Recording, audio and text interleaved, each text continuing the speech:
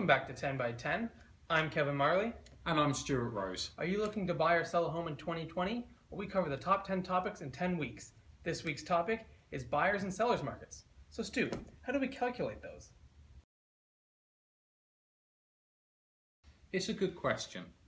So whether it's a buyer's or seller's market really is just a good old-fashioned supply and demand calculation.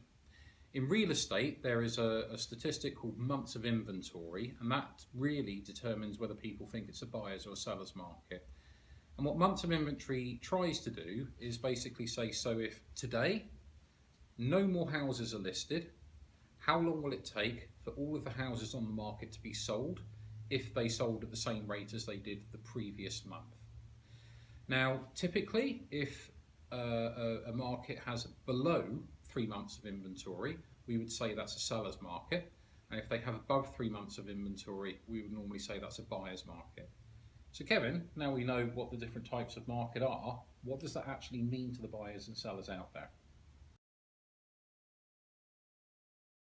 Well, Stu, I think a helpful graphic would illustrate this right here. So in the buyer's market, you've got less buyers competing for homes, and in the seller's market, you've got more buyers competing for homes. What it comes down to is the name of the market typically dictates who it benefits. So if you're in a seller's market, you want to be the seller. And if you're in a buyer's market, you want to be a buyer. So Stu, now that we know this, how does this affect what you list your home for?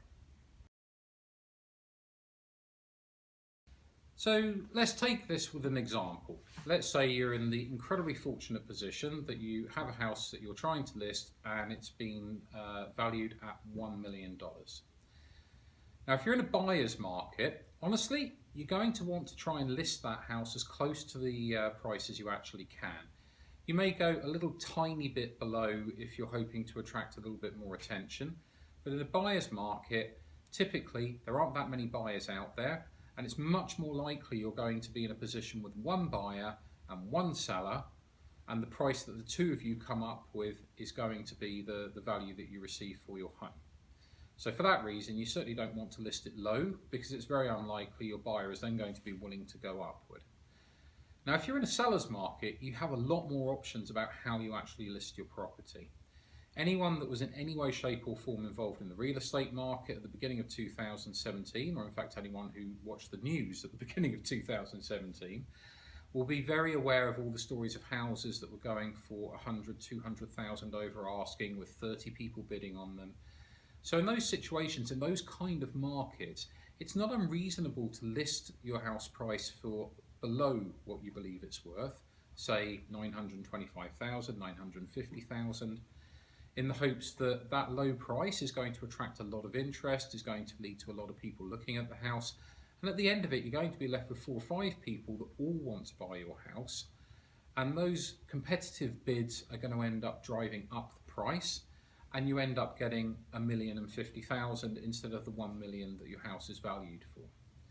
Equally, in those markets, it's still perfectly reasonable to put your house up for fairly close to the market price. The only thing that really no realtor is ever going to advise you to do, whether it's a buyer's or a seller's market, is to put your house up above the value that it's actually worth. So Kevin, why is that? Well, Stu, it's pretty simple when you break it down. So if you were to list your home for over the market value, you're not going to attract very many potential buyers to come out and see the property. If no one comes out and sees the property, they're not going to put in offers on the property. And after a time, once it's sat on the market for a little bit of time, you're going to start to want to decrease the price. But at that point, it's too late. Already people are taking a look at your listing and saying, what is wrong with that home? And so you can try taking it off the market and putting it back up again, but as we know, realtors have access to the history of the property, and so we'll be able to advise our buyers that that property has been sitting for quite a long time, and maybe we do need to inquire what's wrong with it. There might not be anything wrong with it. You might have just overpriced the property, but now it's got a stigma attached to it. And it's going to be a struggle to sell this home, because the only buyers that are coming in are people looking to get a deal for them. So they're coming way under what you already priced it at, and that's now below market value.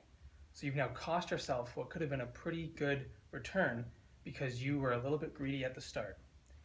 But Stu, with all these risks involved, why do people still do it?